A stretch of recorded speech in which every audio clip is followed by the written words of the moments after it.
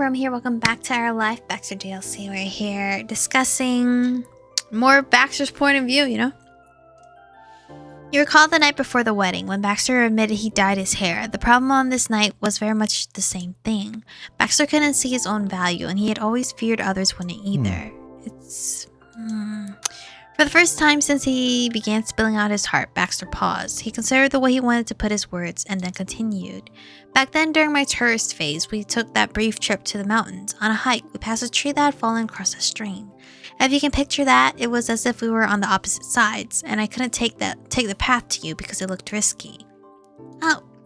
You certainly hadn't forgotten the experience. What he said didn't line up with your memories of that day. Baxter, I'm really sorry to interrupt, but that didn't happen. We walked on it together and then went back to the same side. You crossed the stream bravely. That got him to chuckle ever so slightly. But that was my attempt at a whatever that word is. Personally relevant metaphor, but I'm quite impressed that you remember the details.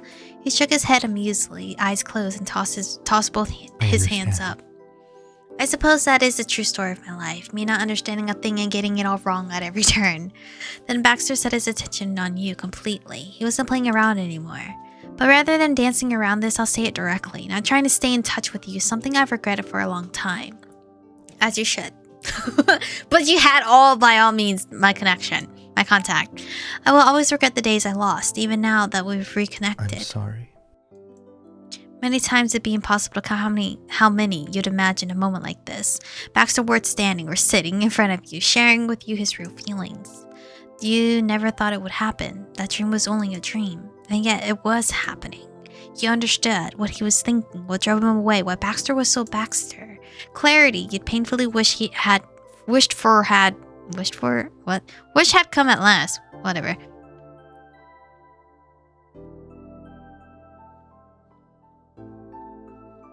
Kiss. Kissu!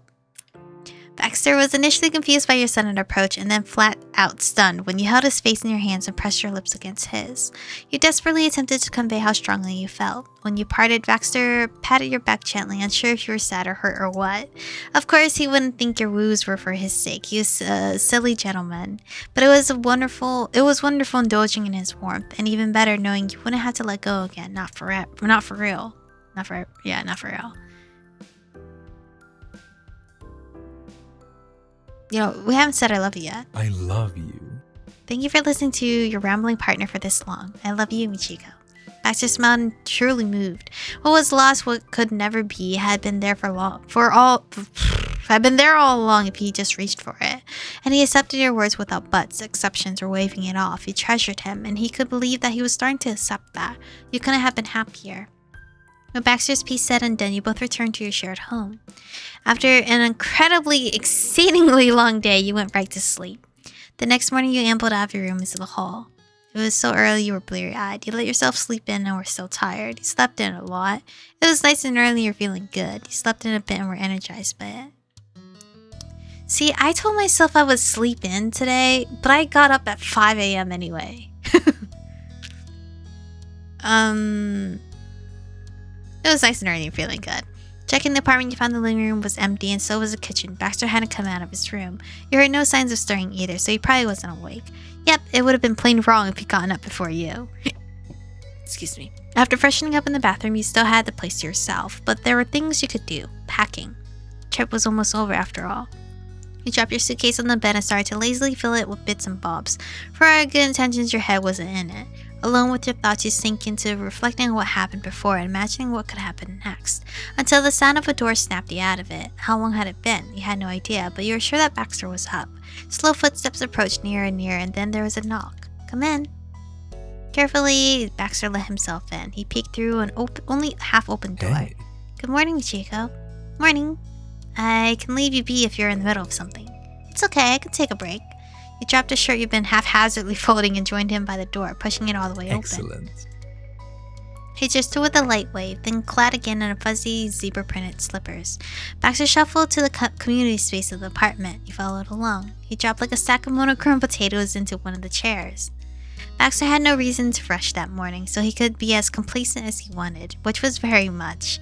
Making it out from under his blanket hadn't meant he was ready to join the rest of the waking world. Baxter was lingering in the peaceful dreamland of his own home. He thought he was simply precious. Oh, forehead kiss! That's so cute! It's so cute! His eyes fluttered closed as she gave him a soft peck. Baxter sighed sweetly. You know, you might as well get all the kisses now because I'm leaving soon, so.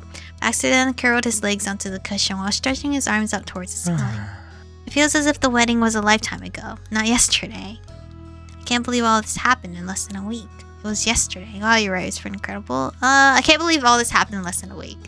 He only murmured softly in response, unable to muster the energy for entire words. He took it delightfully easy while getting decent for the day. Baxter had a wide selection of lotions, oils, and creams for the skin and hair, which you were permitted to rate as much or as little as you wanted. He made liberal use of it himself. Why were you not surprised he was the kind of man with a 30-minute morning pampering routine? The two of you also got to enjoy a comfortably quiet breakfast together before finally heading out. He left the city behind, shot straight past the suburbs and headed towards the horizon. A tiny tourist town came into view under the high noon sun. Baxter's car came to a stop along the side of the street. It was the same spot he used when he was a tourist. It already felt good to be back. You were energized, downright perky. Things had finally come full circle. You climbed down and strolled down the road to your childhood home. Now, my wonderful and forgiving me, Chico. Baxter spoke out haltingly. Are you sure? Are you positive this isn't going to be an unwelcome intrusion? I'm not saying this because I prefer to hide from my past. I'm done with that. But I think we should give your parents space if they need it. Sorry, Baxter. Too late to back out now. Very well. He accepted his fate. This already hadn't been his week, avoiding embarrassment-wise. What was one more egg on that face? When you reached the door, you rang the obscured bell. After only a minute, it flew open. There was your ma, sporting her new shorter haircut and beaming with expectation. She wasn't disappointed by what she saw. Pam, Michiko's here! She shouted the announcement down the side hall before speaking to you face to face. Hello, please come in. You were ushered— oh my god, bread. Is that bread? You're ushered inside just like that. Ma kicked the door shut behind you all the way back to her heel, as Mom ambled along into the entryway. Hello. We've got a real party today. Mom was looking chipper with the retired English professor outfit she had on. Where's the hug? Okay, I was about to say, hug? Where? 4 arms wrapped around you in a response. You squished together in a Melody family love fest. You were never old enough for them to stop fawning over you. I missed you. Thanks. Hi there, kiddo. Thanks for taking the time to swing by. Yes, welcome home, sweetie, and hello to you too.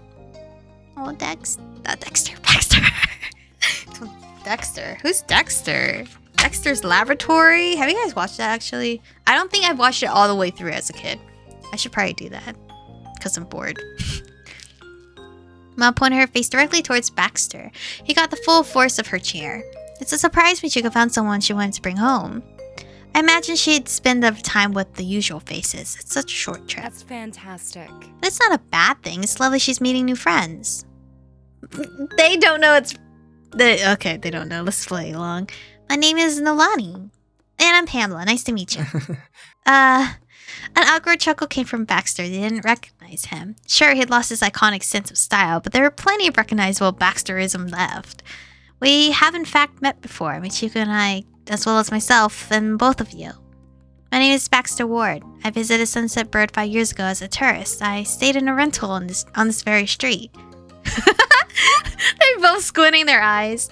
Your mom's familiar, welcoming grins flattened right out. Their joy evaporated like an ice cube left in a parking lot during the height of a California summer. I see you remember me. Oh, those are not happy looks, actually. Baxter ran a finger along the inside of his collar, leaving it hooked in at the center. Despite his bold claim from before that he wasn't intending to hide, Baxter unconsciously lingered farther away from your moms than you did. It positioned you as a block between him and them. So hiding, basically. It was so sad, but also extremely cute. However, Baxter didn't run or fight in the midst of this crisis. He embraced it. Understandable. I'm certain I must have come across as uncaring and unreliable at that time, but I assure you I'm relatively less immature than I used to be. Not the most flattering character assessment, but an honest one. To say your mothers weren't impressed would be an understatement. Their stony expressions didn't so much as twitch. He means it, Moms. Please don't make him feel bad. He's been through enough. I forgave him for what happened. It's all good between us.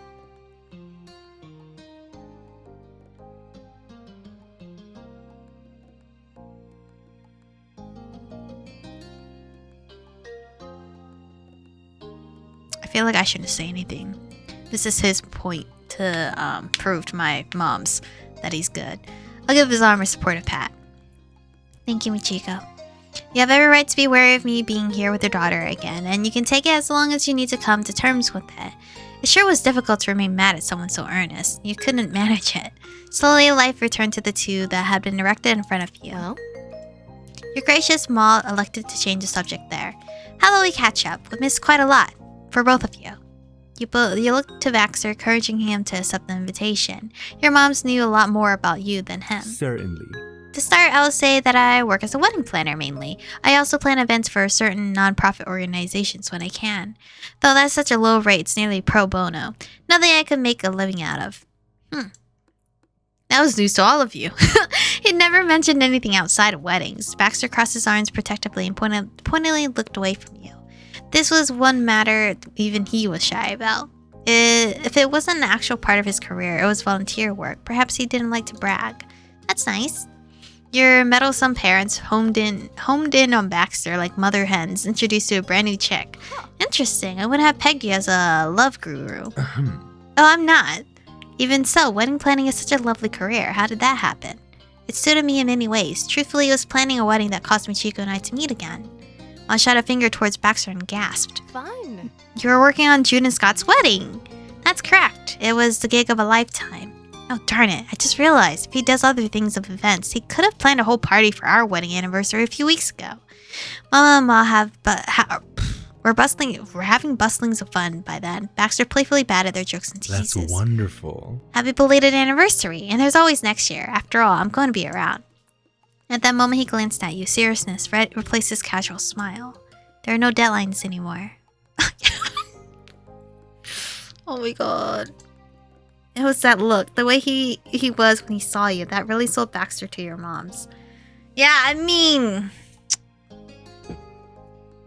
I feel like anyone would, you know?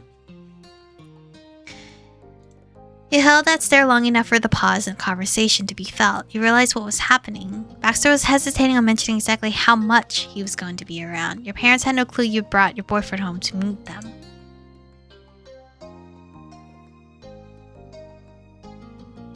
You took his hand supportively. And before anything else, I do want to mention that Michiko and I are in a relationship. You asked Michiko out again.